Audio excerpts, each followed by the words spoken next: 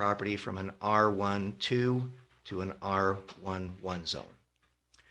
And are you Nate? I am. Okay. Well, welcome. Thank you. And I don't know if you have any commentary that you'd like to share as we discuss this, but I would certainly welcome the opportunity, or I would welcome you. You're welcome to offer any insights that you think we may need to hear in discussing this. I hope the packet's pretty self-explanatory, pretty straightforward approach there. My wife and I like to build a house on the larger parcel and just feel on the one and so. I'd be happy to answer any questions that Okay. And so Wayne, the planning commission did approve this, right? we did. Okay. So you'll still have the 3.58. Correct.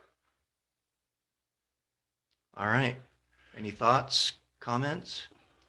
Well, I'll confess, I knocked on all the doors around that property and tried to, I like to get a flavor for what the feeling is in the neighborhood, and they're supportive. So this is good. Good. I've talked to a few neighbors as well. They're Yeah. glad that there's not 5 lots. Yeah, Right? yeah. So you have their support, which But is on good. the other hand, it's hard to have a parcel that's sat wooded for so long, for so many years, and to know that there'll be a home in there. So Oh, that's understandable. yeah. But it'll be cleaner for Yeah. fire too. We All just right. tell them, buy the lot or Yeah. welcome your neighbor. The other thing that I looked at, which I was really grateful for, was the Jones and DeMille analysis. So engineering says it's good to go. So anyway, Oh, good. it looked very complete. Okay. Anything else? Then I think that we'll move on. Okay, the proposed, Do the you next, need to close the public hearing since it is a public hearing? oh, okay. So, That's the public hearing part of it. okay, Well, you need to open it for public comment okay, if and I didn't anyone appreciate that. if Thank you. anyone wants to give it. Okay, thank you. And my apologies to any of those remote that wanted to comment. Anybody here in the room that has any further comment or input? Okay. Anybody online, Jody? All right, so we will close I that spoke- portion I of spoke the early. meeting and Whoops. move on to the work session. We did discuss the request, and so the next item is the proposed ordinance amending City Code 10.6, the appeal authority. So in talking to Craig and Ethan, it became apparent that we need to hold a public hearing on those, and then also a planning commission hearing on that proposed change. So For the Those are- appeal authority. yeah, for the change to the appeal authority. So that will be something, the planning commission, it's February 16th, right? And then the city council public hearing on that will be on February 22nd. Okay, any comments or? I think it's a great idea, especially, you're darned if you do, you're darned if you don't. I mean, we canceled the Fuji hearing because members recused themselves at the request of the Fuges. Right. And then they used that as fodder this morning for the judicial hearing, and I'm like, oh. So anyway. Yeah, I and think then, the sooner we clean this up and make it a little more clear, it'll actually help everyone. I So agree. I love that.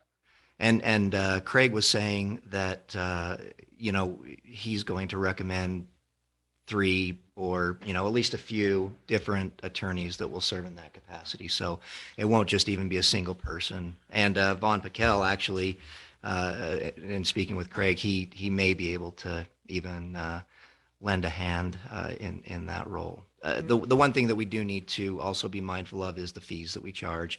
And we talked to Craig and Ethan about that. I mean, they should line up with the size of the appeal being heard, because if it's going to require a significant amount of time, it shouldn't fall on the city to foot the bill for that. So, The other question I have is, okay, so if we have multiple attorneys, I would presume that they wouldn't necessarily swap cases. Like once one person got a case, they would kind of follow that through to completion. yeah, it would just be more like in mediations. Oftentimes, you'll get like a group from which you can pull a mediator, and so I mean, we could have some sort of an assignment system, or it could just well, actually, that's the way it works with judges too. That should not be too hard to make the selection process, whether it's random or alphabetical or whatever that happens to be. But no, you're right. Once it's before a particular appeal authority attorney, it would stay with that attorney before or until a decision's made. Okay. And is there anything there that'll help kind of define the scope of a certain case that could come before them, so it doesn't turn into a, big, huge amount of information that they're going to have to wade through to drastically increase the costs to the city for this attorney? Right. Well, so one thing that David Church did mention when I was on the Board of Adjustment and we were doing our training is he said that the chairman of that body can establish his own procedural rules. So, and we did make an effort to do that, but I think that someone that's in this business would be able to lay that out more clearly and just basically say, okay, look, this is what you're restricted to, and if you want to go beyond that, then these are the implications. But it should be pretty easy to have them, and then we can even unify in that respect the procedural rules. I'm not really certain on what that would require of us. If I would imagine that, or I wouldn't be surprised if those procedural rules can be made by the appeal authority. I mean, I don't know if our code speaks to it or if it's something that we have to get in the middle of, but I mean, we can revisit that when those procedural rules are in fact established. I think, what we- and I can't remember if in the ordinance that you had written, if there were any guidance at all around that kind of thing, but I don't think our current code speaks to any procedural rules at all. Yeah, no, it was just basically on Very the chair. generic, yeah. Yeah, and so and I think it's good to give the appeal authority, they're the boots on the ground. They're the ones that can decide, and I don't mind as long as even if they just provide them and they're just their own preferences. I don't have a problem with that as long as they don't seem to undermine the interests of justice, but I don't see a problem with them, especially if they have experience in settling these sorts of matters. Yeah. I like that we're like taking it up a notch, making it more professional. And I think that, like you said, it protects the city and the citizens both. So I like that. I like that a lot. Well, and I like the consistency too. If it goes forward with the same person every time, we're not rehashing it. I think that's one of the frustrations that maybe has been in the court system is a different judge every time, and you're just reiterating the same thing over again. It's like you're starting from ground zero every time. And this way we'll be able to establish histories with, a consistency and which will be beneficial for both the city and the resident. Yeah. The residents won't have to just rehash everything every time either. And on appeal, this is an area where you want to have a clear record, good, sound legal reasoning for the decision that the appeal authority makes, and that can be difficult with people that aren't legally trained to provide that kind of an opinion, and I don't fault them for that, but this will also allow for that. So even as a matter of appeal, you'll have a very clear record as to how the appeal authority got to the decision that he or she did, and if the judge to whom that appeal is made feels that it was an error, then they can make that call, but at least it will be based on a fairly complete legal analysis and record, as opposed to just dumping, well, here's the meeting, figure it out, which is kind of where we're at now. Yeah. Enjoy our minutes. Right. All right. Anything else on that one? Okay. The ADU application. Everyone have their copy of that? I looked through it. Is this is this a copy from another city? That's kind of, we've just kind of Similar. Wayne? applied. Copy from Salem City. Okay. I had a question. If they're submitting a site plan and not needing an inspection, like if they have plans that they're submitting, I don't know. I just wondered if maybe if they don't need an inspection, if there could be a little bit of a discount, or just because I feel like, or is it just all going to be uniform? Just seems like the inspection process is probably where our cost is coming in, right? To have somebody go and do the inspection. It was just a question. Because they had the option of either having, like, proving, or does everybody have to have an inspection regardless? I guess that's my question. If they want to have an ADU, they have to have an inspection. Okay. Not everybody in town will have to have that. Only those that want to Well, right. make money. I know that, but I thought I read that they had a couple of options. Isn't that correct? Correct. Yeah, okay. Just verify. Wayne, I'm just curious, in putting this together, did you happen to talk to someone from Salem City? I mean, if there's any issues that they wish they'd addressed at the outset that aren't really addressed in this. I'm not saying that there would or should be any, but I'm just curious if, I didn't have any dialogue with them.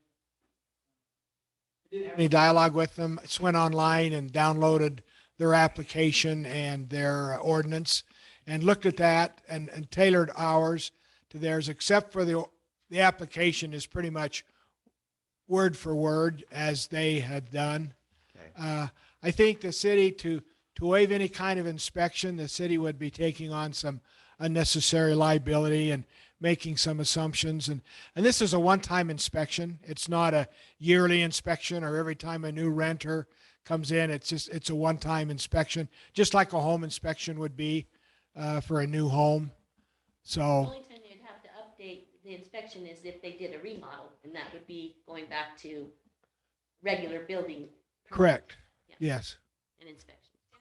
So on, where it says the proof of compliance with building and constructual codes, then the inspection will come from the building inspector as well as fire, to make sure those two things are in place.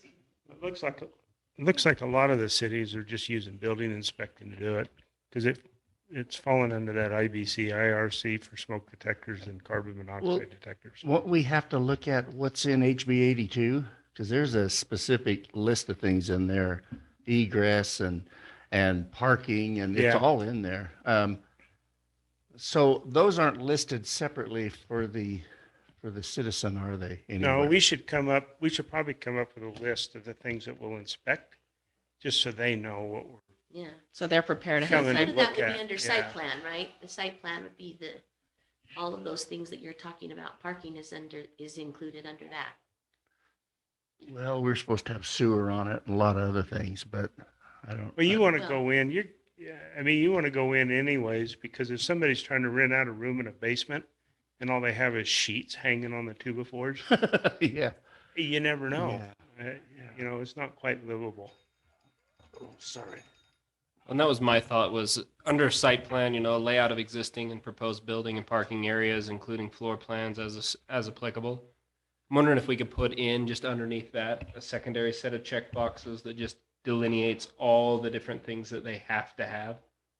Just to kind of make it that much easier, and that hopefully will also mitigate the number of questions Jody gets when somebody shows up and says, "Is this good enough?" And she then asks those questions. If we could preempt it, I think that'll help. Yeah. Yeah, That would be perfect. yeah. I think if we give them a list, I'll bet you most of you won't even have to go back because they'll know what's, Yeah. they'll It'd be know. nice not to have two visits, for sure. Yeah, if they know what's supposed to be there, Doral? they can get it all put together first. This just continues my. A penny for your thoughts, Doral. I've given them too many times, and I'm, as you all know, I'm just really not in favor of this. And in fact, I woke up in the middle of the night, panicked, because if we do this, and you're doing it, put it that way, you could lose housing. You could take some rentals away from citizens that we already have doing it. If you think about it, if they fail an inspection, I don't know what you're saying, but I think you got to kick them out. And I, first of all, I wouldn't do that, but so I'm concerned with the very basics of how you're going to run this, because it's not going to be easy. First of all, what is my incentive if I'm a renter? First of all, how do you find out? You know, a good law-abiding citizen is going to do it, you know, but I don't know how you're going to find out. I have people living with me and they're paying me. And if you do find out, it's nosy to some, and much so, you know, to some who have that We inclination. already But have that problem. I mean, somebody could have an in-home business without telling us, and then they wouldn't be getting a business license. I mean, yeah, but you don't. those problems are, I mean, that's, It's just, Well, you have that's a, life. you have a situation now though where they exist, and I don't know how you know that, but they exist in areas of the city today. And what's our intention with this document to do with them? well, either we'll let them know and either they choose. How are you to going to let say, them know? Well, we're putting it on the website, we're putting Yeah, it in the, in in the the tran- newsletter, we're I saw letting that. people know about it. And if they choose to say, yes, oh, I am renting, I'll come into the city and I'll abide because I want to make it a So- business. And And so, if they don't, they don't. so the incentive you're offering me is $300. It goes on my Utah County. It's recorded at the county. It means my taxes will go up. I don't know if it necessarily makes your Yeah, taxes it, go it up. will. If you have a home that you rent a room out in it, you will see a tax But, go but up. it Think comes about down it, to the George. same thing here is if you go to What's the that? county and you tell them that you finished your unfinished basement, you know, it's the same thing. You know, Yeah, they I just have a put it choice on there. whether I will or not. You know, and talking to Corbett, I realized and learned the other day that if you don't and you just finish it and then your insurance, you have a problem and your insurance finds out it's unrecorded on the county, they won't They cover won't it. insure it. So there's your incentive Yeah. to make sure, because if your renters in the basement burn your house down, good luck getting your And you insurance to wouldn't get step your in. insurance paid. So we're wanting to make sure that they are nice and covered. So that's so one of the y'all biggest have a things. plan getting everybody caught up. Well, we have a plan to make sure that it's on the law and the ordinance and making it legal for them, and then they can Okay. take that accountability and risk. for Most of our themselves. ordinances are set forth and people, they're on their honor, right? Mostly. Good Yeah, citizens, that's- mostly, that's how to we follow those operate. codes and Yeah. ordinances. Well, and you think that most people would want to be able to rent, if they're renting as a business, they would want their renters to feel secure that that is a safe place and that our law enforcement and our fire department knows that they are there. So that if there was an incident, that they wouldn't be left behind. I think that would be an important aspect. All of the things that you're bringing up are definite issues. You're not wrong, Yeah. but it's not unique to this particular law at all. I wish I knew from Salem how many citizens use it. Or How would or that make- even going down the road with our city, how many how- will I use mean, it? the only alternative, seriously, is that we just don't pass anything. Which is the way it was. Which That you is know, the- which that is the which way it is was. what you know I liked. But again, Yeah. the state kind of I liked it pulled the because carpet out because from it underneath wasn't, us. this is not a problem to be fixed, in my opinion. It's a problem that we're creating. Because now you need to worry about enforcement. And if you do an inspection and they fail it, They just fix you're it. obligated as a city to kick them out No. if they aren't don't. willing to They fix have it. They'll They fix have a it. grace Yeah. period. So, And to so I think Just actually, like your building permit. You have a Yeah. chance to fix it. If you go in and you're building your house and fixing the four-way and building inspector says, that's not quite right, fix it, we'll come back, okay. It's just one of those things that you do when you're in that mindset. right now, also, anybody who currently has a rental is breaking our current ordinances. And Well- we're now making them they can keep the status quo. do you and be know how compliant. many there are? And I where have they I are? have I have an idea. Okay. And I- so I'd are rather you them going have to be the watching option. those people to see if they fill this out? I don't have time. No. Okay, I okay, think we then. just give them the opportunity. We're now giving them the ability to abide the law, whereas I mean- currently But they the don't have. majority of Yeah, but people that's are the going way to all want the to laws obey are. the law. Well, this one's a not this unique. one's a new They're one. right. This is a new one that gonna you're do it. putting on top of an existing non-problem. Well, except for the fact that it was illegal before. I mean, so Yeah, I think it's that illegal. the switch that was really flipped is that we made it legal. and then impose some additional restrictions. I got to say, I'm not sure.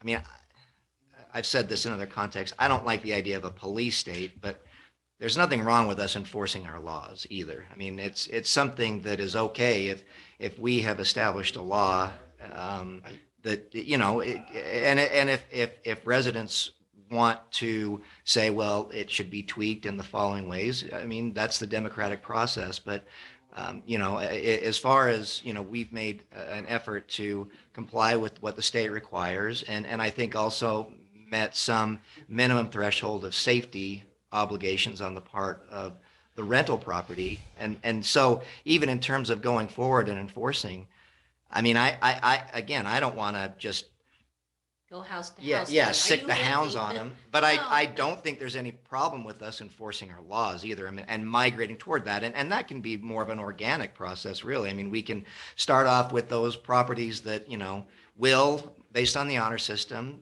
come forth and check all the boxes and pay the necessary fees. And then, as far as moving forward, I think that, we can't approach it on a case by case basis. That's not us peeking in windows, but is us enforcing laws that are on the books that we, frankly, in my opinion, have an obligation to enforce. And parking is a big deal too. Yeah. It's still tricky in my mind, and I'm only representing citizens that have contacted me about this whole thing. Sure. They don't think you have a right to know if they're getting paid or not. Even if families living there and they're paying rent, that's a rental, Family's an exception. but it's still a rental.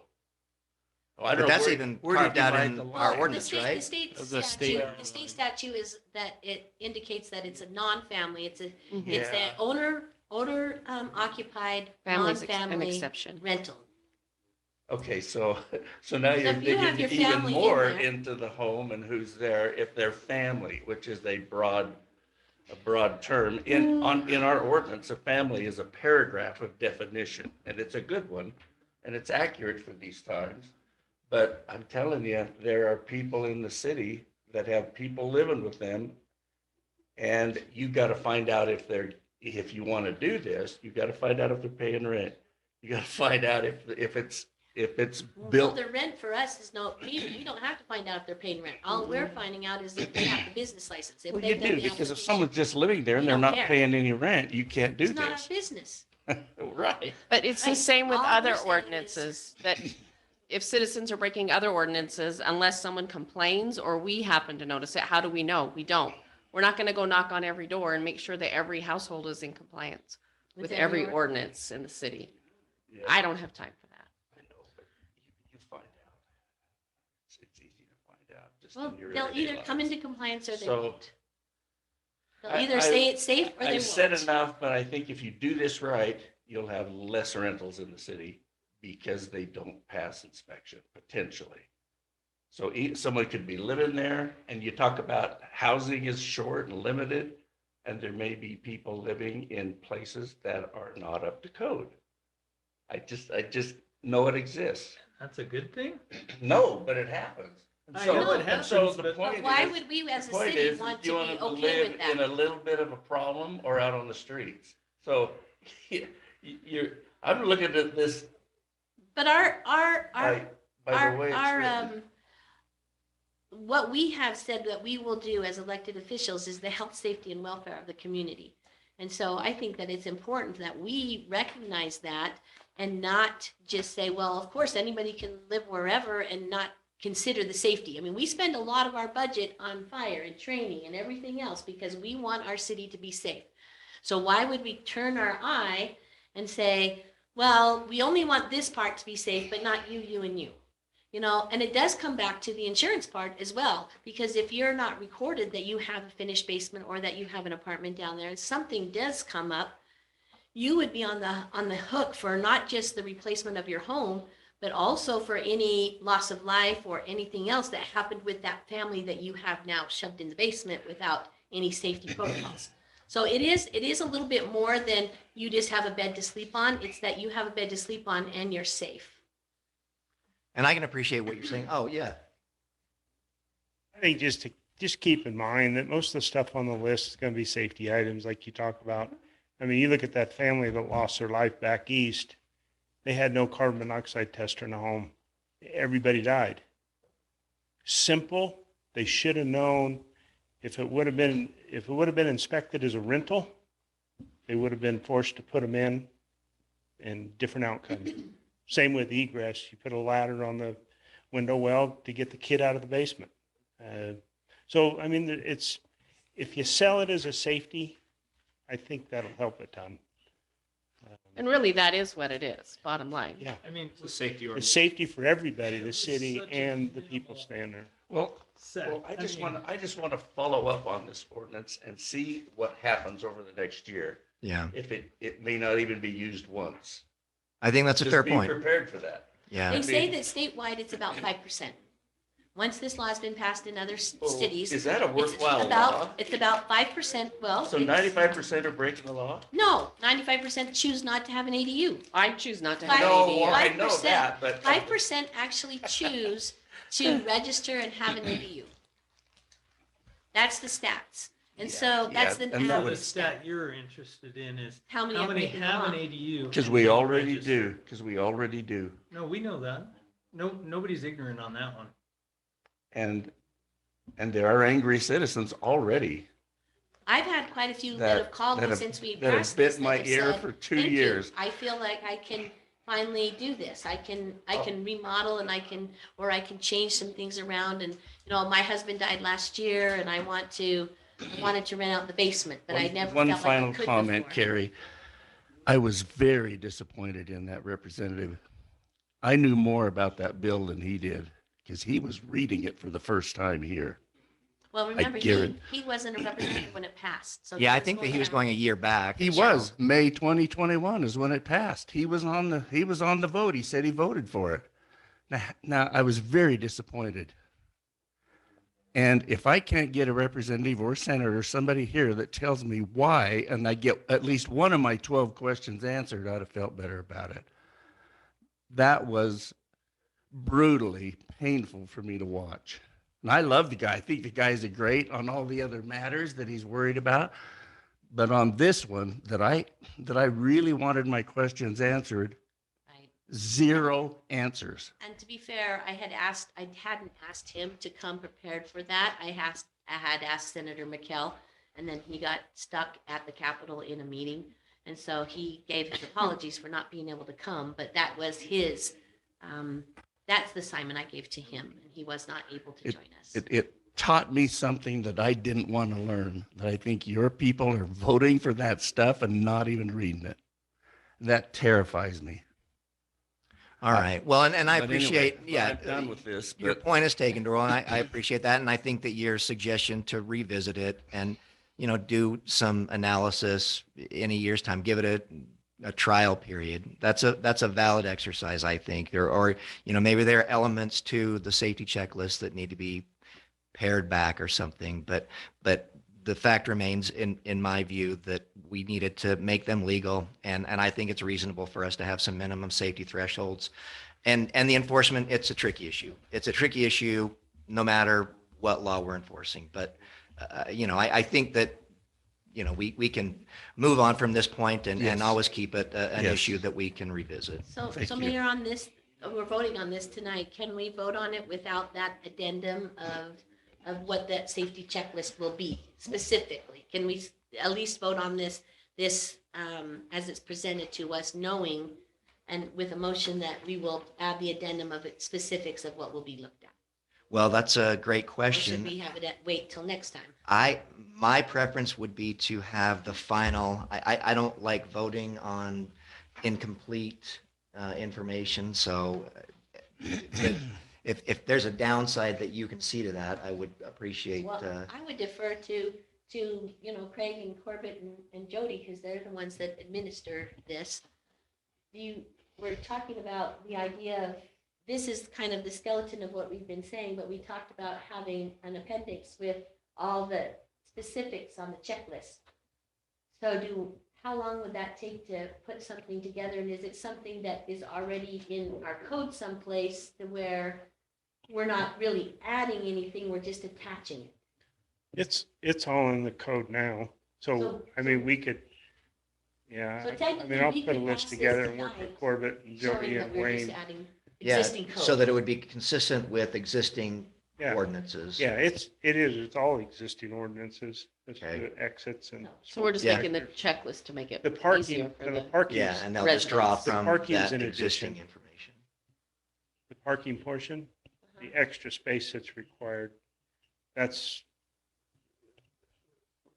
not even in our ordinance. I mean, but it will be with this. So, but that's just to keep the people off the street. Okay, well,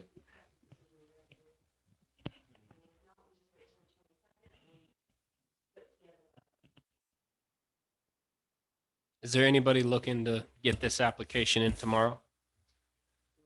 Not that we know of. Okay. so They don't know there's it no exists reason yet, to not really. wait until it's, Except it's going Fully in the baked. newsletter.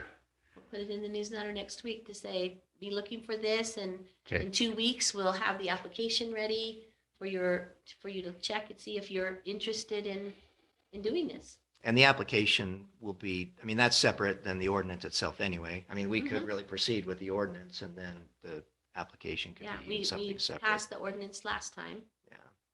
So Okay, so then fees, application fee, $300, that would just, just standard. Yeah. What is the inspection cost? Do we know? Want to make sure. If we're gonna have Sunrise come and do the inspection, it's $100. Okay. But there's also some zoning, which means we need to have a city as well. Okay. And we got the 300 based on what Salem charges. And then the administrative, right? Like on our office part. The city wouldn't be subsidizing then anything. Okay, perfect. I That's- like that incomplete applications will not be accepted. okay, so, and does that give us the information that we need for the fee structure then? So,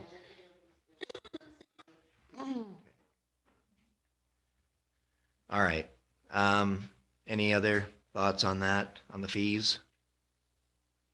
Okay, As long so, as it covers, think that's again another thing after people start using it and we verify that that fee covers, it will be part of our fee schedule going forward, which we vote on every year.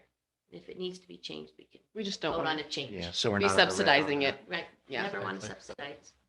Okay. All right, next item is upcoming public hearings. We already discussed about the planning commission and the appeal authority amendment. So then it will also be addressing city code 1011-8 B1E regarding fencing. The new code would read, quote, that fences or hedges taller than 42 inches shall not be less than 30 feet from a property line abutting a street and can run along the side or rear property lines as long as the fence does not extend beyond the front plane of the residence. And we didn't have that in our packet today, did we? I didn't read that. And what was it before? Was it 50? What was it the feet before? What are we changing it from? Talk about the fence. Yeah. Yeah. It's not in our packet. There is. Yeah, I didn't get to study that one. That's what I wondered is And what. this is just the fence down in Four Seasons. No, it's any fence. Okay. Looking to, the problem right now is that a setback is 5 feet. So, you get two neighbors, 10 feet in there, that is no man's land. And that grows weeds, greater fire hazard. And the thought was, why even have a fence setback on the side and back of a property? If I put a fence setback on my property 5 feet, then and my neighbor doesn't, generally, it's going to give them 5 more feet of property to play on. So we thought to put it on the property line, and we could see no reason not to do that, as long as it did not come forward of the front plane of the house. The concern was to make that a kind of an open space area, wildlife corridor, to not have fences completely surrounding property right up against the property line, but to have a setback away from the front, give it that feeling, which the city has tried to preserve to a degree possible over the years. So the basic reason came down is why not do that? We couldn't come up with any reasons why not to do that, and we felt that it would be advantageous to go ahead and do that, particularly with the fire hazard, clearing the weeds, and that sort of thing around the property that otherwise would be difficult to get to with the fence setback. So this is what's on your public hearing that's coming up on. That's correct. So the fence line wouldn't go, could be on the sides and the back, but not the front. Correct. Lovely. It was on the line across the house. The fence could not come forward of that to the And property is this line. just in areas where fencing? Where is fences allowed? are, yes. Fences are allowed, not Yeah. where they are, but where they're Wh- allowed. Yes. Okay. Now, what's that distinction you're making? Well, some people have fences that don't meet Oh, our I'm current with you code. now. Okay. So, yeah, we got to enforce it, right? Or not? No. Some want to. It's a good idea too. but- Fencing has been an issue from the very beginning. Okay, so, and this is really just more of a preview. I mean, the public hearing is forthcoming, and likewise with the city council, we'll be addressing that issue on the 22nd. And then another issue that will be raised on the 22nd in our meeting would be to changes to City Code 1045D site plan. The current city code reads, D, each final site plan submitted shall contain the following information unless specifically waived by the Planning Commission in whole or in part. And then the proposed new code would read, each final site plan submitted shall contain the following information unless specifically waived by the building inspector and other assigned review official. So Wayne, can you offer some insight into Hey, Wayne, that? I'm just wondering about that word inspector. Should it be building official? I mean, we need to be consistent. So what I guess what I'm asking is, what do we want? And let's make sure that we have it worded exactly what we want. We're wording it identical to two parts of our code. And we're wording it, we're correcting it to what the one part of our code says. So it's identical to that part of that code. So there's not a discrepancy in names or titles. It's matching up with part of our code that is correct. So Now, that's the crux behind the change then, is to just yes, consistency. Because the Yes. challenge I have with building inspector is that means Sunrise Engineering. no, Corbett has a title of building inspector. He does. But They don't review site plans. So that's a distinguishing, yet, okay? they've offered. We haven't taken them up on that. I'm just saying that's, again, if, sorry, but this is the way I think. If I'm writing software, I got to be super careful about the variables that I use. And to me, this term is a variable, and I want to make sure that we're using the right variable. So do we want it? And regardless of, maybe we need to go change the other place in the code, but who do we really want? Regardless of how it's worded today, who do we really want to be doing that? And then let's fix it to be that in both places if we need to.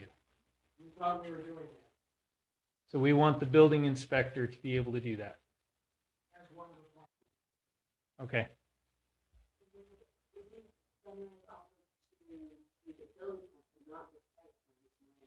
Oh, they've offered both.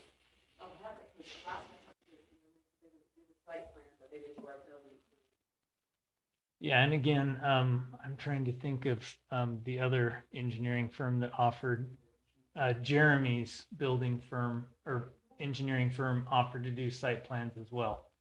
So if we ever, again, we can't become so dependent on Sunrise or this company or that company, when to us, those should just be vendors that we contract with from time to time. Yeah. right? So our code needs to read in such a way that whether it's Sunrise or whether it's some other engineering firm or whatever, it works.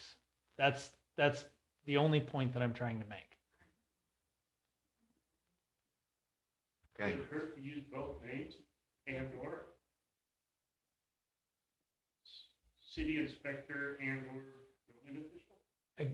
Again, I think the way it reads is just fine, but I've learned that when we get into judicial hearings that these terms actually come up and we need to make sure that we're doing it right. That's the point. So let's make sure that we've got the exact right term in this spot. So if we feel like we do, great. If we don't, I don't want to come back 6 months later and say, dang, we should have used a different term. Well, during our codification process, we determined one of those sections was correct. So that's when and that's what we're trying to match up with the section that's not with that was adopted at the time of codification.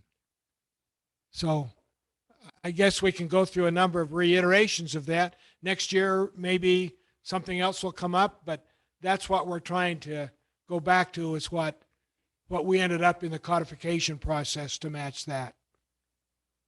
Yeah, I hear what you're saying there. The one warning I would give is just remember, because of the codification problems that we had, a lot of what we did with codification was just try to get it back to the original ordinances so that we could say, and in fact, be honest about saying that we did the very best to represent our current ordinances. So that was the codification. But now we're past that. So now we can write new ordinances, and we should, that represent our best thinking right now, not back in codification time. Well, and consistency too. So if we need to adjust the wording with a new ordinance, we're perfectly at liberty to do so. We don't need to be held to any standard based on the codification. Right. I guess the words we picked at codification were not the original words for that ordinance. We determined that was the best wording, and we changed it, but one part did not get changed. So Okay. a little bit more on the background. Again, if building inspector's fine, then I'm okay with it. I just, like I said, want to make sure that we have analyzed that thoroughly. All right. Thanks, David. So Thanks, there's Wayne. they'll be having two public hearings for those two ordinances, and then we will have the same two on February 22nd. Yes. Well, so three ordinances. What's the So third? there's the fences, there's the appeal authority, and then Oh, yeah. there's the amendment that was just being I discussed. forgot the appeal authority. Okay. Item 6, update on development contract with Summit Creek. So I'll start, but Ben, if I lie, you're welcome to catch me, and Wayne too, because they both had conversations. So we had a really, really productive meeting, even though poor Steve, he was recovering from COVID and was still a bit hackish.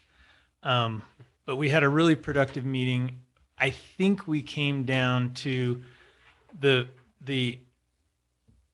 4 items that are kind of what I would call the major sticking points.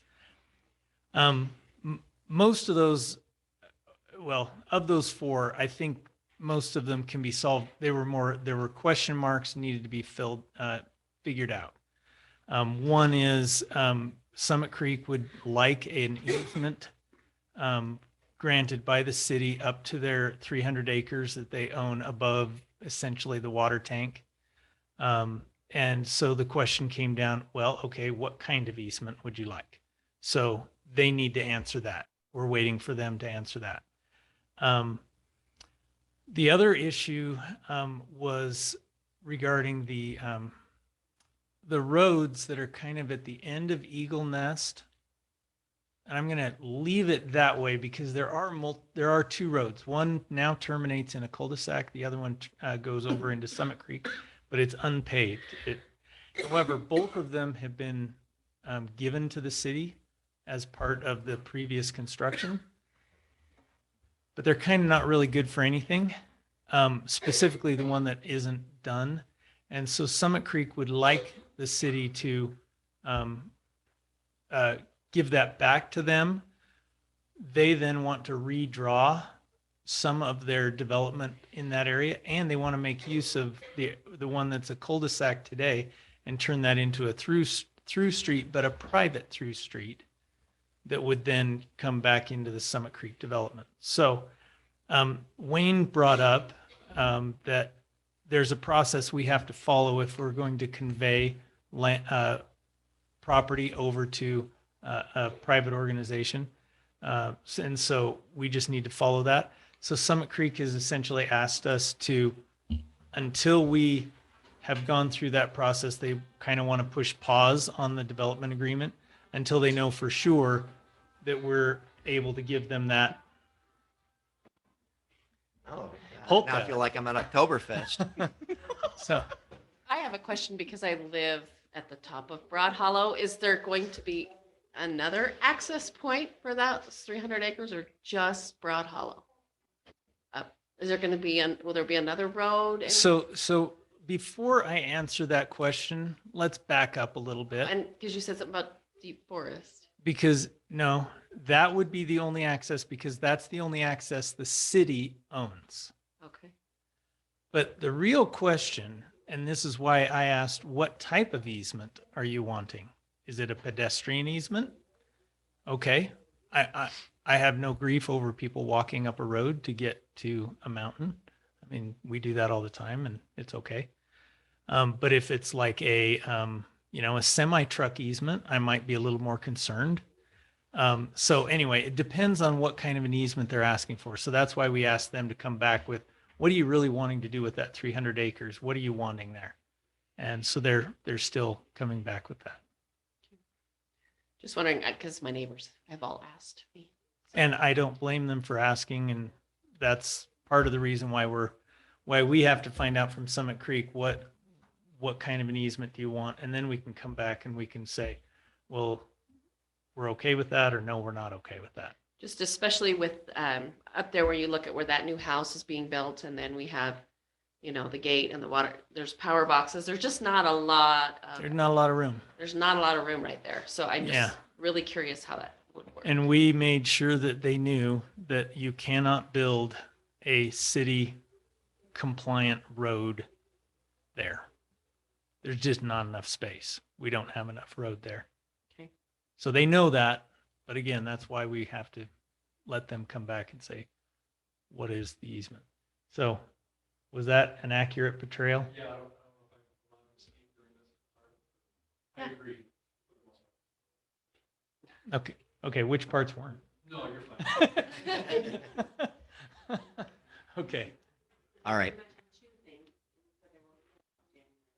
Yeah, I only saw her two. Yeah, well, those were the two big rocks. What were the other two, Wayne?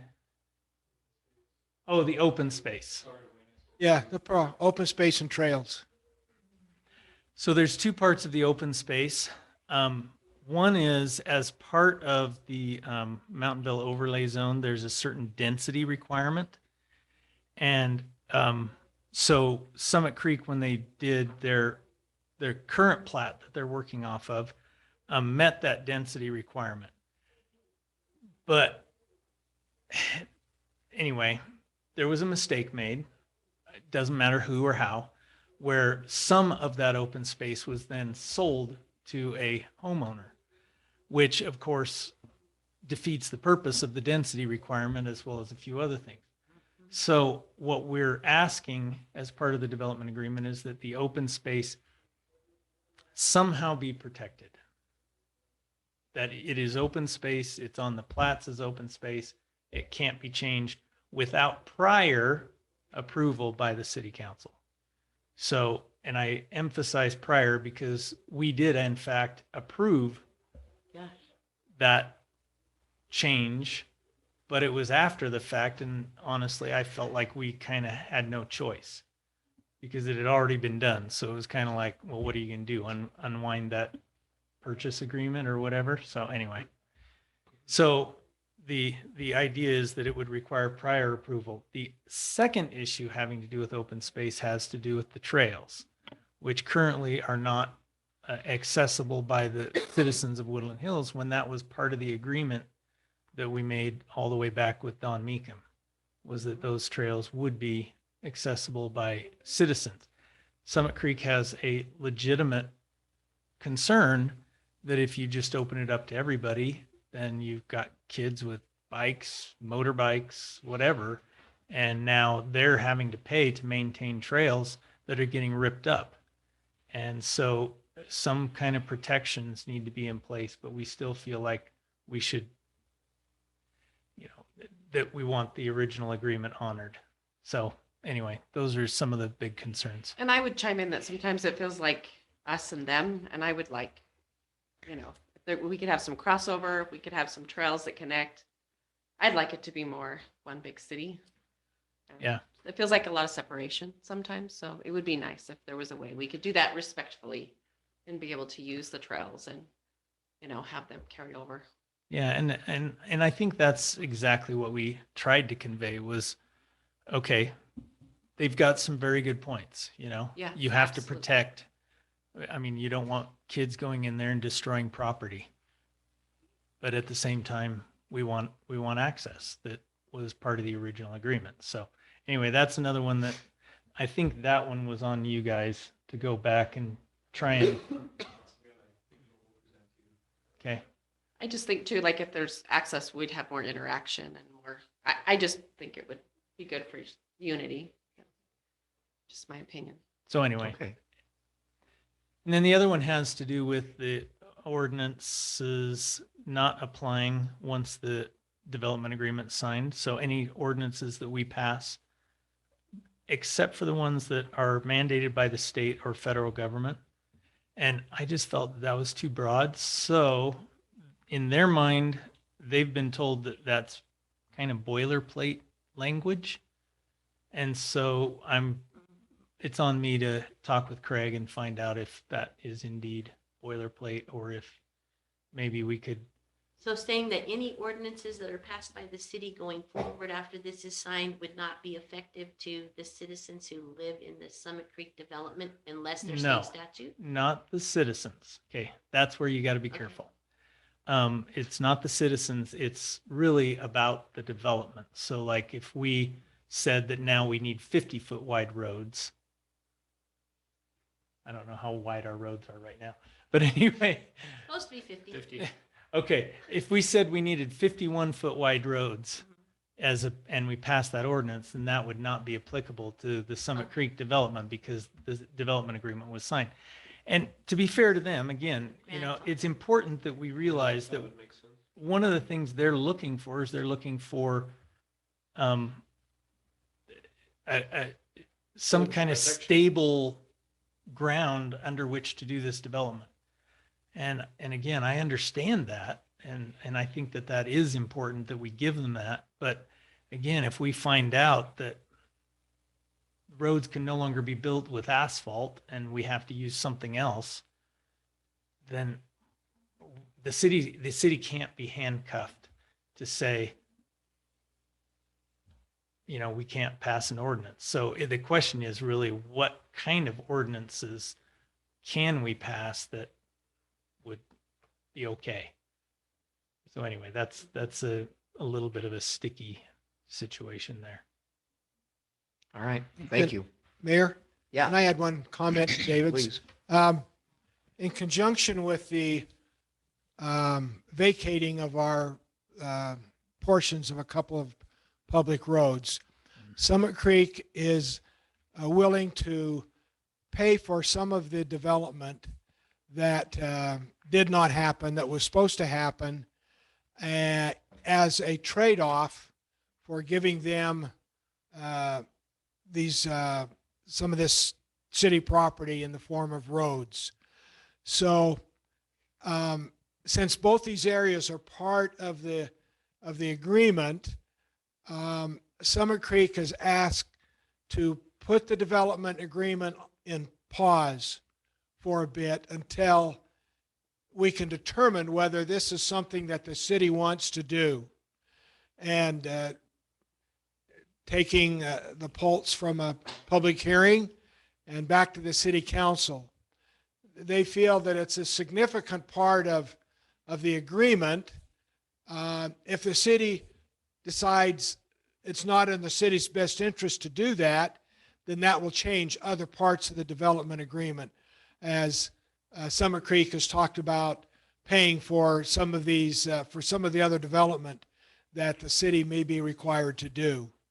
So that development just happened today, and I've communicated that to our attorneys and to David and yourself, but not to the rest of the council.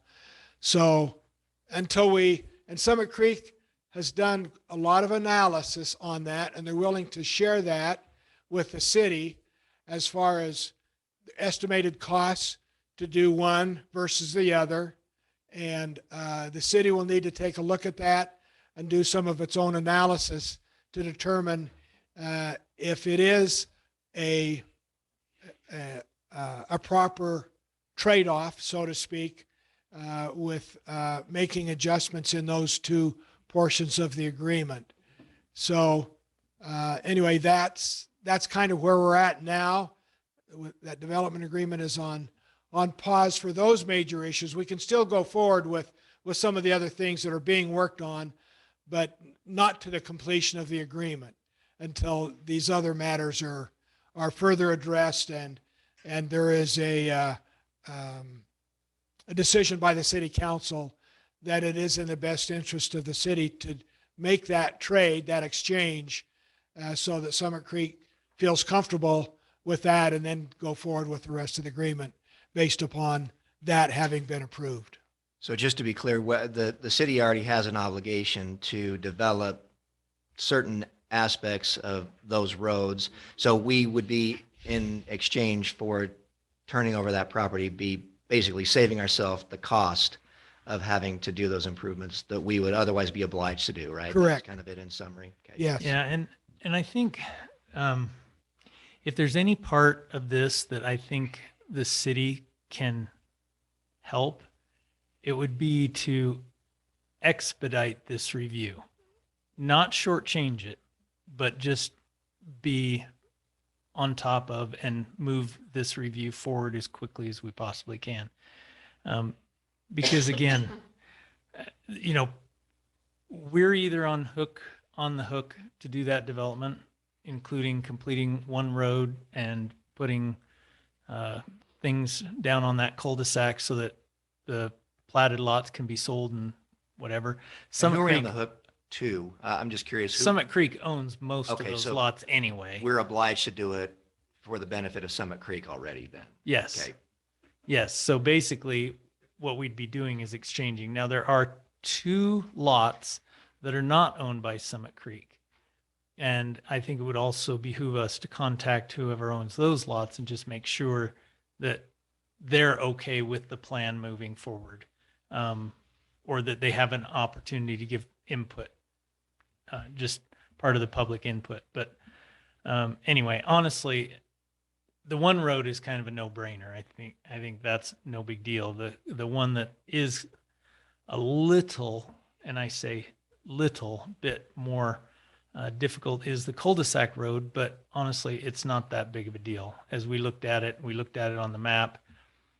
They do want to put a gate across that road, but that's after all the current homes that are there. So anyway, really, it's just talking to those 2 lot owners and then asking them, okay, do you want to be behind a gate or not? If not, then Summit Creek has a different place to put the gate.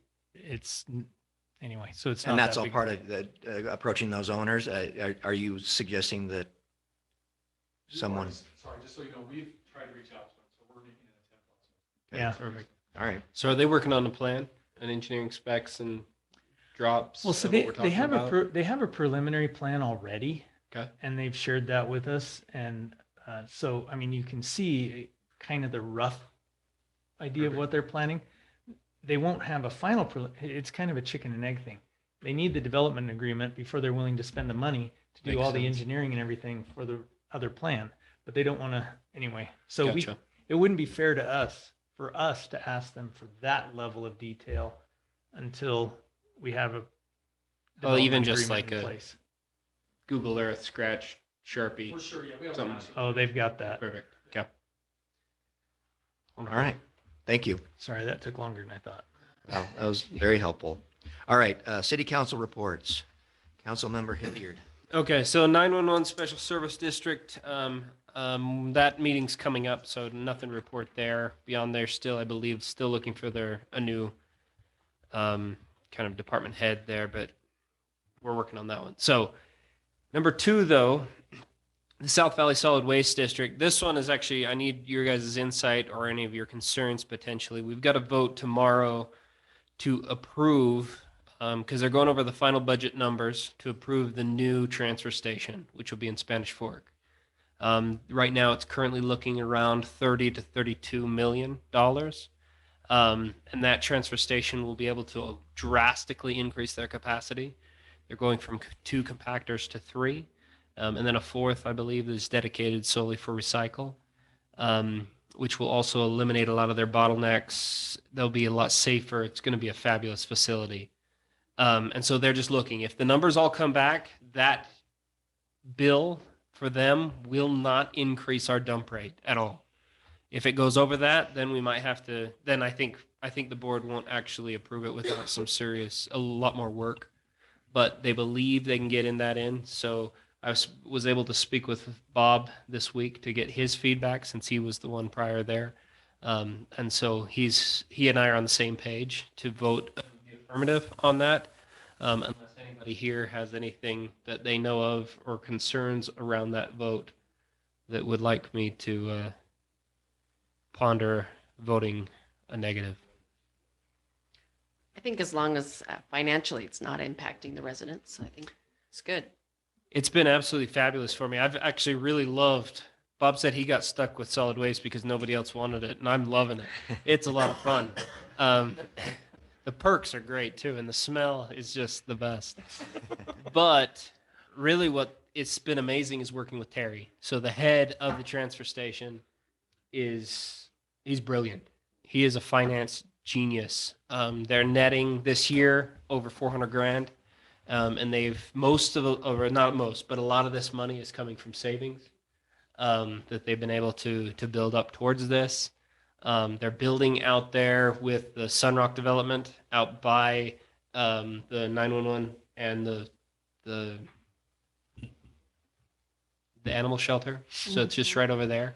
And they've found some funky land that's really unbuildable without something like this going in. So they're building in huge piers that get down to the bedrock, and they've found quicksand out there. So there's all sorts of cool stuff, and that's all been already found. And so they've engineered for it, and so those numbers are there. They're buying up a lot of the resources and materials now before price fluctuations.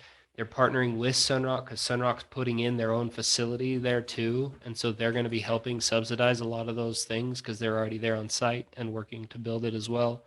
It's very, very impressive how thorough they have been going through numbers, going through the bidding process. It's been really a lot of fun. Quicksand is an interesting solution to garbage problems. Yeah. Well, we take most of the garbage to the to the landfill. But that's another really cool thing is the landfill just was able to do a deal that has guaranteed the life of the landfill is now 50 years out on the short end, on the north end of 100 years out. And that will be able to also increase the expectancy of them buying garbage from all the way up into Utah County, even up into Davis County. And so thus every single ton that comes in is more money going into the landfill. So will our prices, our residents were worried about our prices. So will Correct. it continue to be the same? At Well, the 32 million and below, yes. Okay. If it goes, if the bids come back over that 32 number, which they're not seeing it has done, and I haven't had my agenda yet from from there, but it should be good. So they're not expecting it to go north of 32, but as long as it doesn't, Terry's not raising rates, especially with all of the new things they've been able to get at the landfill and the efficiencies they've gained there. They're passing those savings on to the residents. So that's all I've got. Okay, thank you. All right, Council Member Kinnison. All right. Craig and I took county up to the brush piles again recently, and we are now working around their training schedule to get the burn done up there. So it's still on our to-do, and it should be within the next few weeks.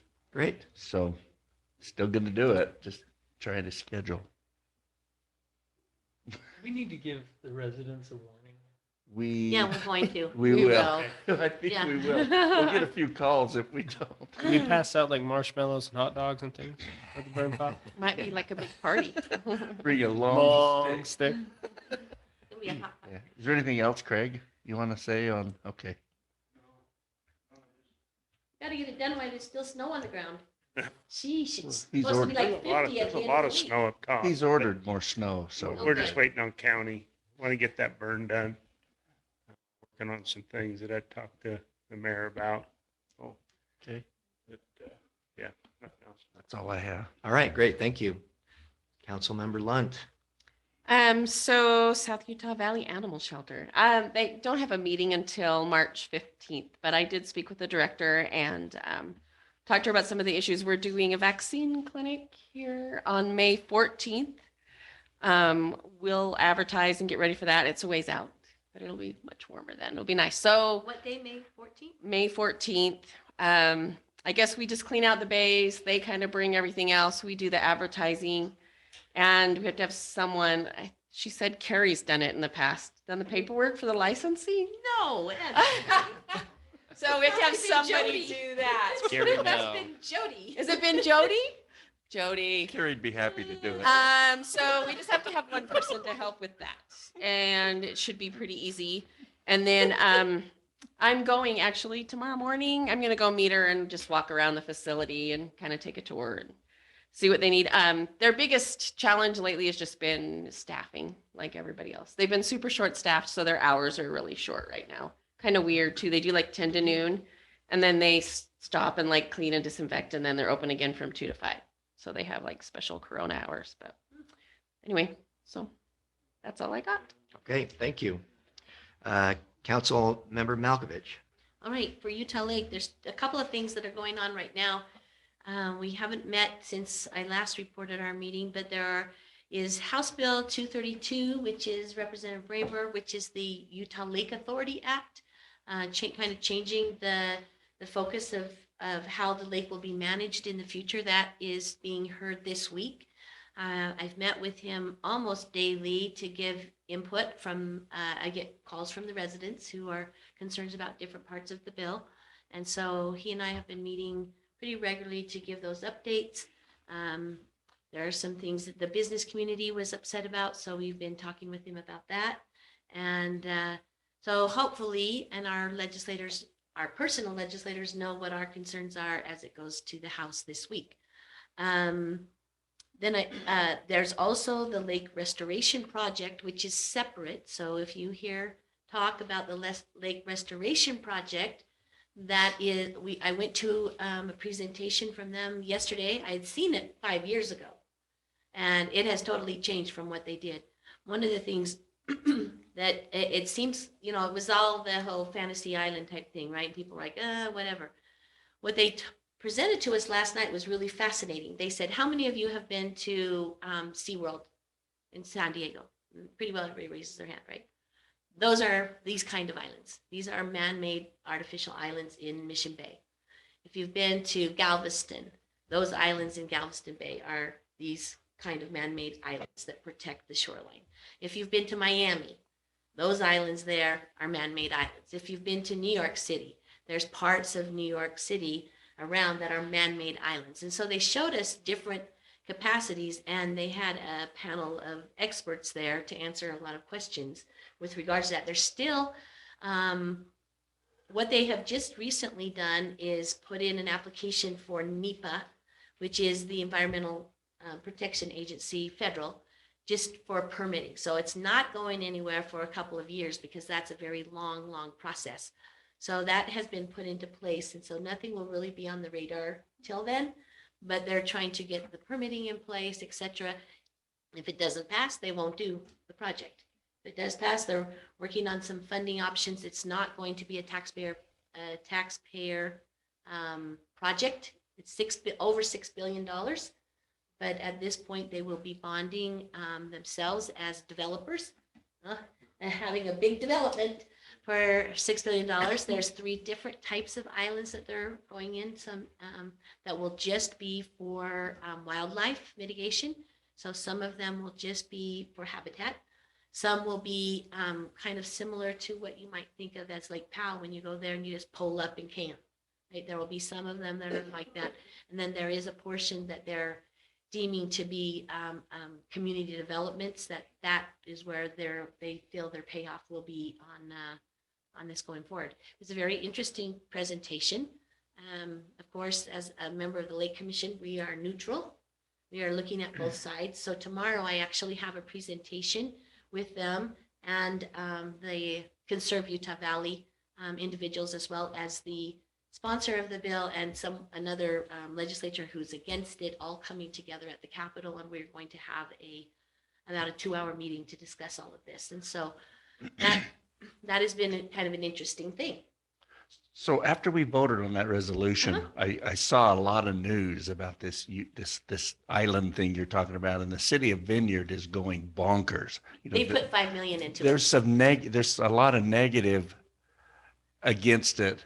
Even a guy heading it from BYU. Yeah, Ben Abbott. You know all that, yeah. I So- talk with Ben quite often, and, so and his father how- actually lives here in How does our resolution side with which It's side? not either side. I It's- wrote it to be very neutral on purpose, that we are looking at science-based Yeah, information, that we want to make sure the lake is protected and that any enhancement is that way. So they are 2 extremes right now that will play out. okay. And we don't want to get on one side or the other at this point because it hasn't gone through the NEPA process yet.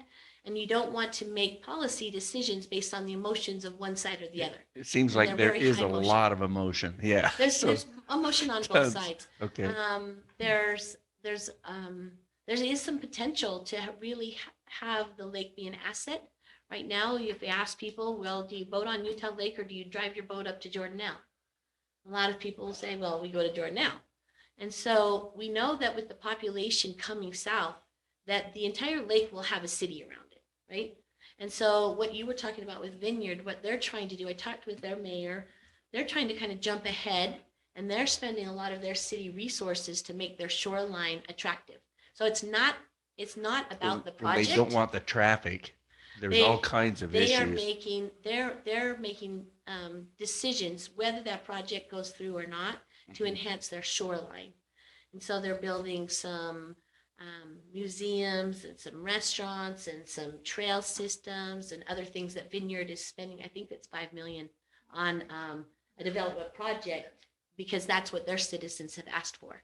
Okay. And so it's separate from that project. But each city that has lake shore access is putting in their trail systems, and they want it to be an asset to who they are. Mhm. Now, Provo City, they will need to do some dredging as they expand the airport. So there's some parts there that they will need to be able to dredge out and build out for their new airport expansion.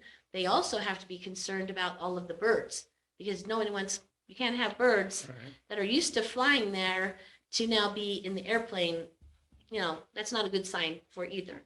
And so some of this is right now is DNR is trying to build up other places along the lake to the north so that the birds will start stopping there instead of Provo.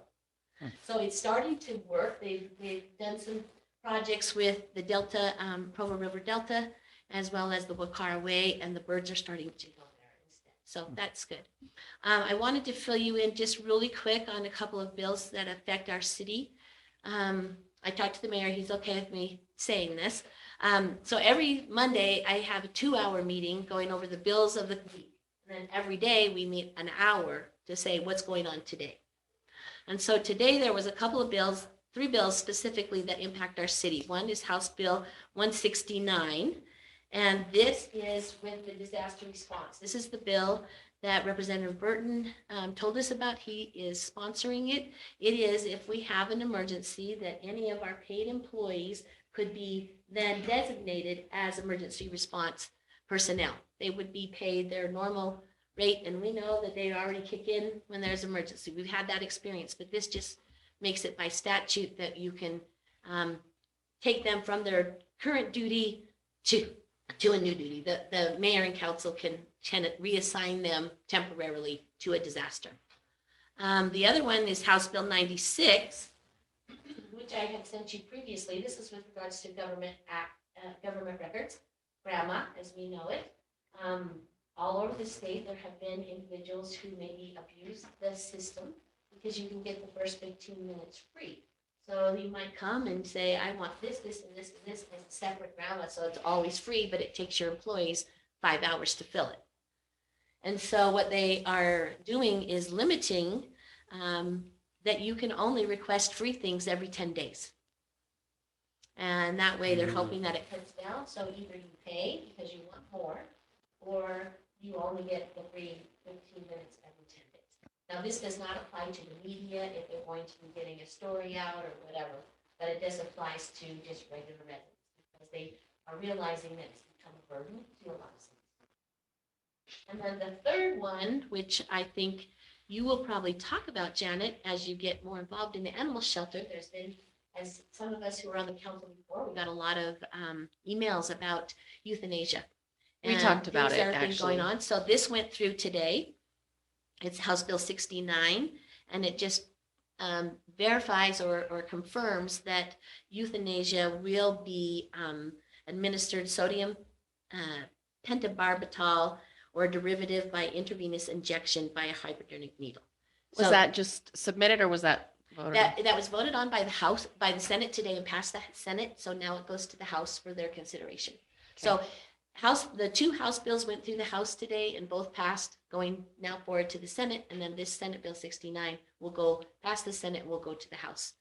So those are 3 bills that we have talked about in our city.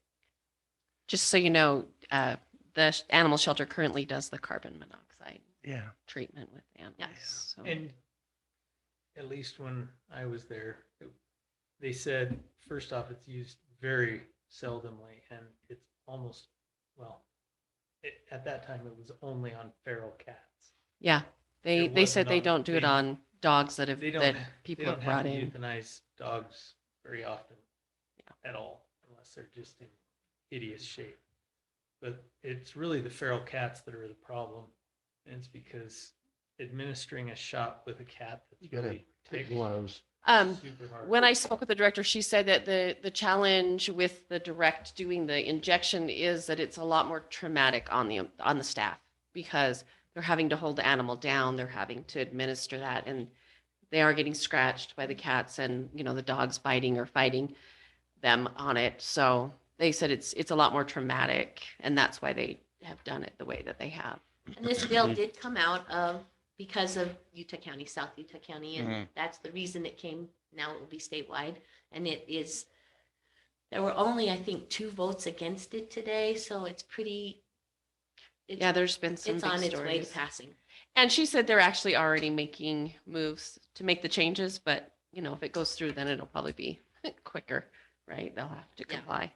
Now, if they have to do something, an animal control person in an emergency situation, then that's different. This is just for the shelters. Okay, thank you. And thanks for that legislative update. All right, Councilmember Pratt. So both of these, I have a meeting on Thursday, so don't have any updates. There's the one land sale that they're still working on. And it's actually out in the same area where the garbage dump was going to be done. So they own the land, they're gonna sell it and then reap the rewards. So anyway, Okay. that's about it. That's the only item. All right, thank you. And as for me, SESD, we had our board meeting today. I don't have anything specific to report there. Just, the rising cost of energy is a concern. Mayor, yeah. I brought this up to Jody. I've had quite a few citizens who have called me with regards to trying to have solar, and SESD has told them that they are not allowed to. And I guess by state statute that is not true. They should be able to, and I would like you to look into that for our residents. Yeah. They even said, hey, we'll go off the grid, whatever. And they said, if you go for solar, you're cut off all the way. And That's so, inconsistent with what I've been hearing, that's- so that's that's what they were- surprising. there's several residents who have called me about this, and I have solar, right, they gave permits before, but they're not giving permits now. but it was So- very, it was very limiting. One person has been waiting over a year for their. We were only able to get, I mean, hardly any, you know what I mean? They were very limiting on how much solar we could put on the house. Right, and so there's a few citizens who are just really frustrated. One, that they just haven't heard back for a year on their permit. Another that was just flat out told, nope, you can't do it. So they, of course, contacted someone who said, that's against the law. They have to allow you to do it. So I would like you to check into that. Yeah. So that we can kind of find out what really is happening with our residents who have the ability to have solar. Could Okay, we no, I actually- appreciate that. Could we also get some more detail from the residents, like Uh-huh. who's? One telling them resident no? said they've been trying to get a hold of you to tell you about it, but I will give you their contact. Yeah, I don't know where they're calling, but I I don't know haven't seen either. anything, but Because all right. CSD had, when I got solar, they had a form that you filled out, submitted, and it was approved within a couple of days for me. Yeah, the one, they said that they told them that they're not they have like a moratorium on the permits. We did, So they've I've been heard waiting- that there They've is a been waiting moratorium. for a long time, Mhm. and they don't know, nobody's giving them answers. All right. Well, I mean, I'm there to represent the city's interests. So if there are other concerns that any of you hear about with respect to our electricity, please do let me know, because otherwise I'm not fulfilling my purpose. Okay. And then COG and MAG, we also had a committee meeting just this past week and appropriated very large amounts of money. Some of them seem like they will somewhat directly impact us. One of them related to the extension of what is that road coming out of Elk Ridge.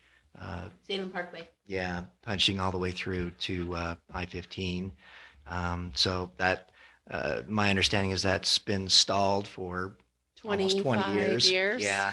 So I think they have all the right-of-ways bought, but they can't, they haven't been able to get that funding to get it out there. One of the things also that someone else told me about was that, you know how dangerous that intersection is right now, because it doesn't go forward, that they have been asking to put a light there and SESD won't approve it. okay, well, maybe we It's can just talk another about that item one that I later, because forgot I think that would be something that I could at least bring up. And then the other one that stood out to me was Provo River. I mean, it's not directly impacting us, but the extension of those trails and adding additional structure. It was not cheap, but it sounds like it will be a really cool feature. Okay, and that's it for me. Possible items for upcoming city council agendas. Since I have the floor, I'm going to also discuss one thing that did come up at our SESD meeting, and Jody and I have been talking about it. There are some properties that do wish to annex into Woodland Hills. Elk Ridge has, I don't know if, it doesn't appear that they've gone through the formalities of protesting, but anyway, we started the wheels turning on the annexation process, and but the county attorney recommended that we at least reach out in an act of diplomacy to Elk Ridge, and so I talked to Nelson Abbott. He is on their city council and he's on the SESD board, and we talked about that. So one of the things that he proposed is coming to our next meeting, him and the council and the mayor, and just discussing the differing perspectives on that. It didn't sound like it would be a Is this sticking just point. the Loafer Canyon people? Yeah. So they've it's the been Hyatt asking about property, that. Robert Mhm. Nelson's property. And then there's one other, I don't recall the name of it. Maybe Jody can help me out. But in any event, It's something that we, Mike Corbus, okay, what she said. thank you.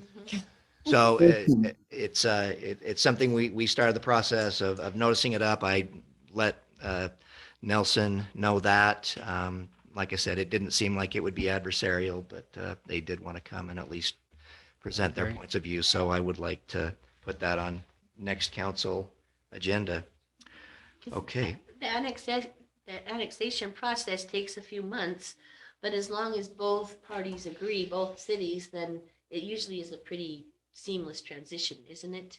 I would assume so. I haven't been through it myself, looked but it into seems it like the about a year opposition would be ago. the only There thing. were some steps. Yeah, there's some steps. Wayne looked into it too, I think. Yeah, We looked into it.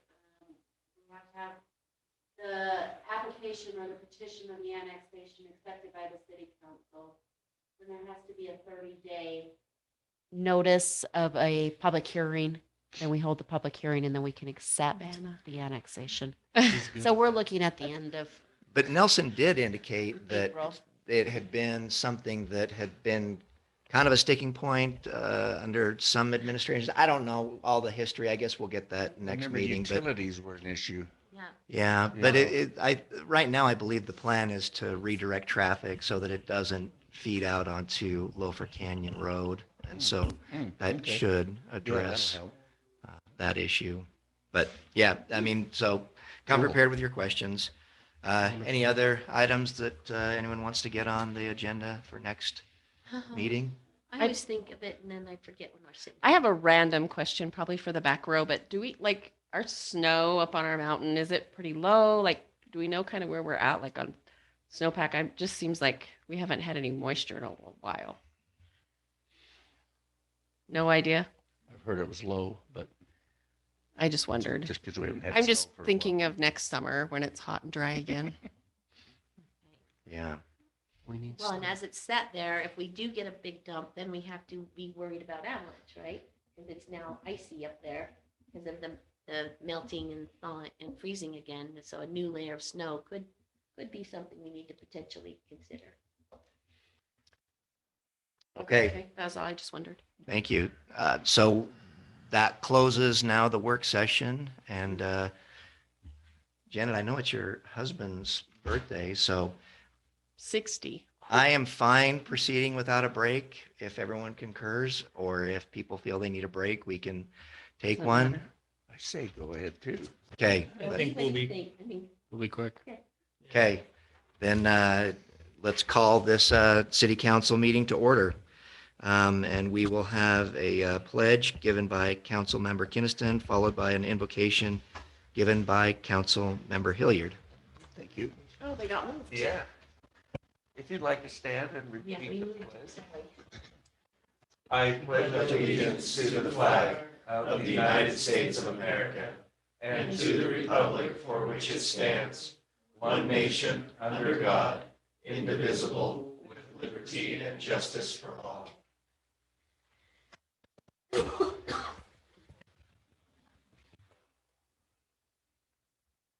Our dear Father in heaven, we are so very grateful to be gathered together this day, to be able to discuss the business of the city of Woodland Hills. We are so very grateful for thee and thy protection which thou hast given us. We pray that thou wilt continually watch over and bless the residents of our wonderful city. Bless them with happiness, with joy and safety. We also at this time pray that thou wilt pour out thy blessings of moisture on our city, if that be thy will, so that we may be able to not suffer the same drought that we did last year. We pray that thou wilt also guide us as we make decisions that affect the residents of our city, that thou wilt give us guidance and help to know what is best that we should do. We say these things in the name of thy Son, Jesus Christ. Amen. Amen. Thank you. Okay, so now we move to the public comment portion. Just as a reminder, public comments are limited to 2 minutes or less. Comments submitted via email need to be received prior to 3 p.m. the day of the meeting to be included. And email comments will not be read aloud during the meeting, but will be distributed to the council and included in the official record. All right, so we have a number of visitors here. This gentleman on the front row, did you have something that you'd like to bring before the council? Well, We could vote on might it. be too. I'm sorry. We need Dick? a mic. Yeah, can you speak into the microphone? Yeah. speak Okay. your name. My name is Dick George. I live across, just Parking east lot. of the city. What does the city have in the way of backup in terms of water? Should electricity fail? Is there anything? Well, so with respect to redundancy on water, that is part of the discussions that I am going to be having with Corbett. You know, it's a matter of, I mean, if we had unlimited budget, obviously we would have all kinds of redundancy, but Sure. you know, it is something that we have to balance. I can't say that we have a specific plan in place, but that is something that I agree with you, that that's something that needs to be addressed. And so we definitely have got that as part of our discussions moving forward. Hey, Mayor, Yeah, I think though, to answer your question, if electricity were to fail, we do have a generator up there with, we're getting fuel up there, or do we have fuel up there now, Corbett? Not yet. The generator's got a 100-gallon tank in it. It's a 100,000-watt generator. Okay. So that's what we So have there is something. today. Yeah, we do have Is something. there any such thing as gravity feed? It's all gravity. So without electricity, it would still feed, is what you're saying? Okay, that's the important part. Yeah, if we ran out of water, the pump could keep up. Good, that's the important part. All right, that's all I had. okay. Well, thank you for coming and Good question. expressing your concerns. Okay, Preparedness. I think a lot of people have preparedness on their minds, yeah, well, Good. it is. right? Okay, always need yep, that. Ernie. You want the mic, Ernie? Okay, well, just so people for the online people can that hear are you, online can hear. can you, They have yeah, to hear you.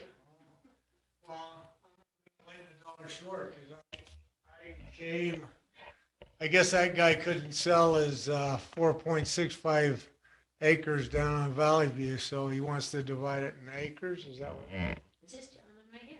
Oh. Yeah, so I guess it doesn't matter to me. I got my 4 1/3 acres. I got all the trails and stuff I need, so I'm fine. So, okay. Thank you. so what are they gonna do? Is that what you're gonna do? Is just one Just acre? break off 1 acre. So you're gonna have 4 of them or what? No, just Two. 2 properties. The He's one- He's going to keep He's his, gonna keep the one that he's building his house on, and he's cutting off 1 acre. Oh. and it's kind of like an arm. It's kind of off, so. So it'll only be 2 lots. Okay, I got one more question, and since, see, now you're picking my brain. You know, they did a great job on repaving the streets, but why isn't it a standard to do that tubing under the driveway so that so your water will go under your driveway instead of down the driveway? So with respect to the culverts then, is that what you're referring to? And Corbett is probably the best Well, qualified okay. and equipped to When answer they were this. when they were doing the driveway and how it connects, seems like some people have their we'll say gutters all set up, and some have the tubing under their driveway. Okay. Well, I'm not smart enough to know these things until we had those good rainstorms in the spring, right after the streets were done. And the water would come down Valley View and take a scenic tour right into my driveway because it's kind of sloped down. Right. And so I'm just questioning, why isn't it a standard to have a tube under every driveway when you're repaving a road? For a dummy that didn't know better, you know? Yeah, and I can't speak to, I mean, I know that there are culvert requirements, size requirements, but Corbett, take it away. There is a standard that requires culverts under the driveway, but when we redid the roads, the council didn't want to spend money to redo everybody's driveway. That's a private property issue anyways. Well, are they redoing it or are they just laying down extra piping?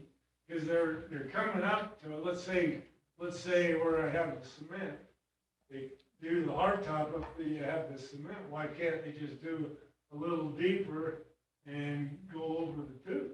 Cost? We're full of cost. Where does our tax dollars go? Well, at least, why don't they say, we could do piping under your thing, but you'll have to pay for it. I would have liked to hear that before.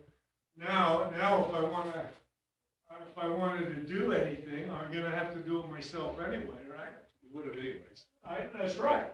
But at least they would have had to hold Doug at that time, you know?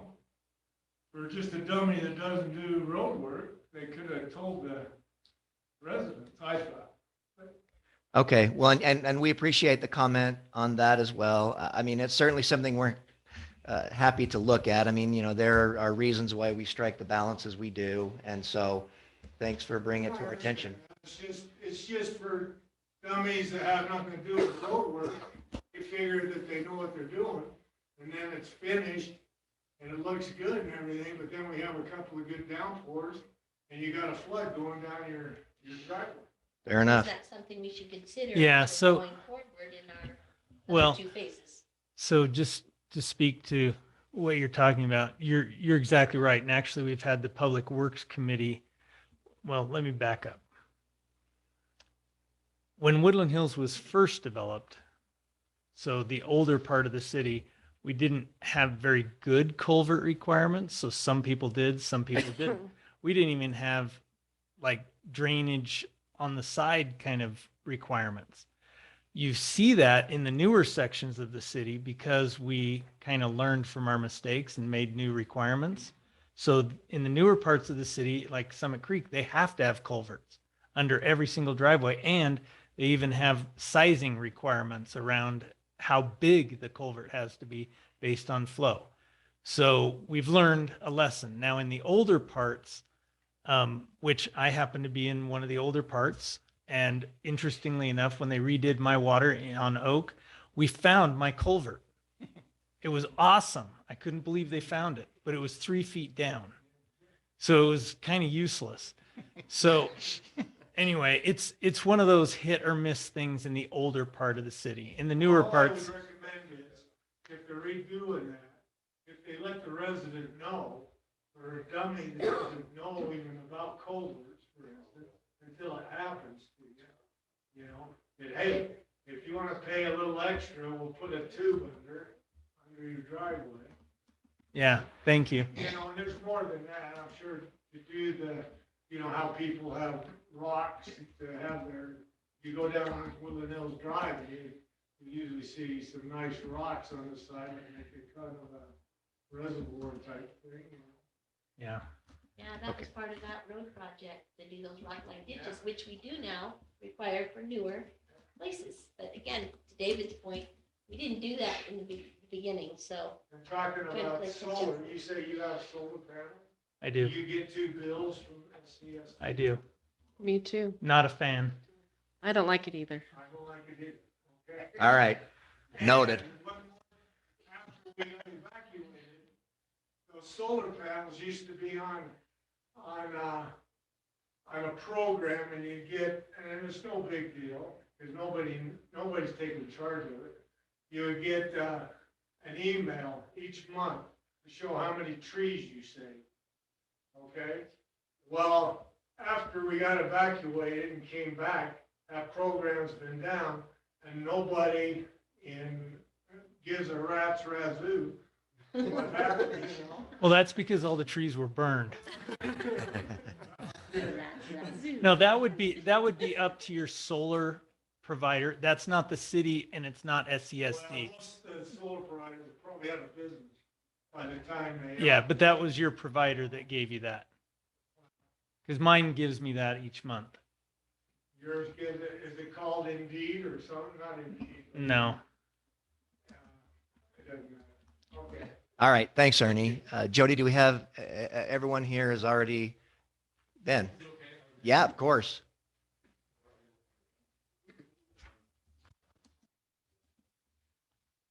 Ben Summit Creek, and on the development agreement, just a couple other comments. As it relates to the vacating the property that we both that's the overall development agreement. We're still pushing forward with all of it, but we felt like that particular portion was important enough for us to what Wayne and Dave said, to kind of slow down a little bit on that until we can find out whether or not the city will agree to that, right? And so that process, Wayne sent that to me, I think it was maybe last week, I can't remember, Wayne. So we understand what the process is now. There's the 10-day notice, there's the public hearing, the city council needs to review it all and what approve or for or against. And so we're working to put all that information together to submit to the city as soon as we can, understanding that the next city council meeting is 2 weeks from now. There needs to be that 10-day. We hope we can get it in time so that 10-day notice can be met for the next city council. I realize that's probably pushing it, but that's our push.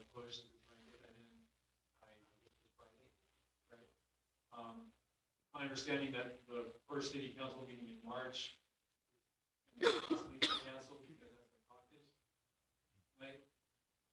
Yes. So our concern is if we don't make it for this next city council, we're going to miss the next one because it's going to be canceled. And then when you push to the end of March, so we would just ask if for some reason we don't make this next council meeting in 2 weeks, that there's some way. I don't know if you're planning to reschedule that March 18th or not.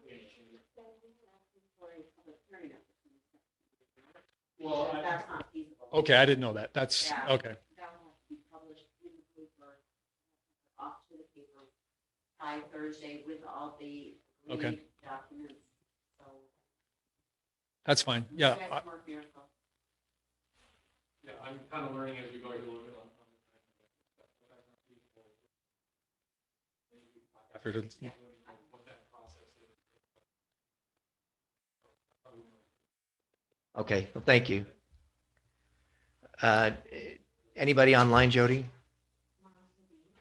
Okay. Oh, Oh, I see a hand. hi, Mark. Go ahead. You're muted, though. Oh, he was. You almost had it. Yep. You're getting close, but nothing yet. Just move your slider a little more.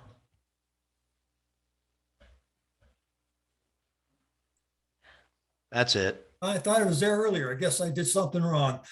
Yes, I just wanted to talk a little bit. There was some discussion about the solid waste.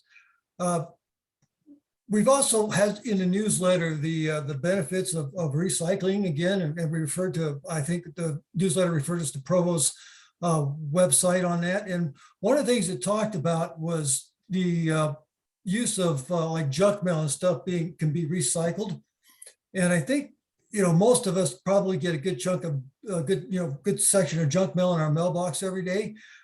Is there any reason why we couldn't put a recycle can down by the mailbox, maybe put a slat in it and padlock it so that you can't put regular waste in there? I mean, if we're going to push it, I think that's one area we can certainly contribute to the cost. That's all I got. The green one is full of recycling. Yeah. Both of them. Can we talk to the post office and see if they'll just put it there for us? Yeah, Sorry. that's a great point. Yeah. So we'll take it under advisement, I guess. Next step. Thanks. All right, Severin. I'm assuming Sevy Babe is you, Severin. Such a funny name to put on your calls. Severin. He raised his hand and walked away, I guess. Well, Zoom's. All right. Okay. Sorry. My box moved around and I was trying to unmute the wrong box. I understood, I think I understood from the discussion earlier about the appeals authority that the city may be considering having attorney on retainer to be the appeals authority. I would just make a suggestion that you might also consider as an alternative an arbitrator, because they can do essentially the same thing and may not cost the city as much money. That was my comment. Okay, and thank you, Severin. And I think that's a great point. Honestly, I mean, in terms of the qualifications, I'm certainly open to a variety of options. I just know that there are a number of attorneys that do this as just part of their legal services. But yeah, certainly if we can find somebody that's qualified and has a good solid track record in that regard, that would be a great option. So thank you. Okay. Anything else or anyone else? All right. Well, that closes the public comment portion of the meeting. So now we move on to the consent agenda. And I would be appreciated if we could get a motion. I'll make a motion to approve that. I'll second that. Okay. Motion made by Council Member Pratt and seconded by Council Member Hilliard. All in favor, say aye. Aye. Any opposed? Motion carried. Okay, item number 10, ordinance 2022-04, adopting a change in zoning. I'll make a motion to approve that. Okay, Councilmember Pratt makes the I will motion. second that. And Councilmember Kinnison seconds that. So this is one that we will take a roll call vote on. Councilmember Malkovich, Yes. Councilmember Hilliard, Yes. Councilmember Pratt, Yes. Councilmember Kinnison, Yes. and Councilmember Lunt. Yes. Okay, it's unanimous, motion carried. Item 11, appointment of a member to the Public Works Committee.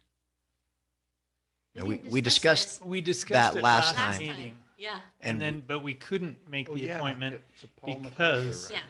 we needed to have it on the agenda. So Okay. it's Paul. So Make a yeah, motion. Paul McCarthy, or Paul McCarthy, Paul MacArthur. I'm blending my idols I'm here. gonna use You made that. the motion? I'll make a motion I'll to appoint second. him. Okay, so Councilmember Hilliard makes a motion to call Paul MacArthur as member of the Public Works Committee. He's in and agreement, correct? Yes. Yeah, well, we didn't he's ask. not. And Councilmember Malkovich seconds.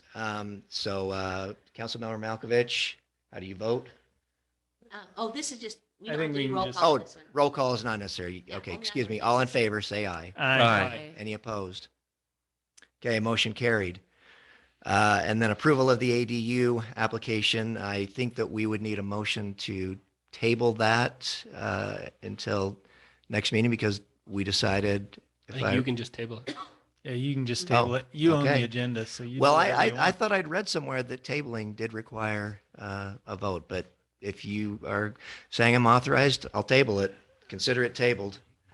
Okay, then, And, well, tabling it, I just want to make sure that by next meeting, that we have the list in place so that we can put it on the agenda. Talk about it at the work session, look at that whole list and what's going to be required so that we have adequate time to. And maybe even if we could get the list a little bit earlier, just because it's caused a little bit of angst. Just with one. I know, but then we can all look at it and have time Well, to look it over good. Yeah, I'd like to look at it. Yeah, and look at it this way. It's our way of torturing Doral even more. I know. Another. Yep. I knew I was opening a can of worms when I was like, Keeps me Doral. awake at night, you guys. I know, but I wanted you to be able to speak your mind. So okay, great point. Thank you. So All right. who would this fall on? Who's Jody. is this Jody that has Oh. to, so it's Wayne? It's Wayne, Jody. It's Oh. Greg.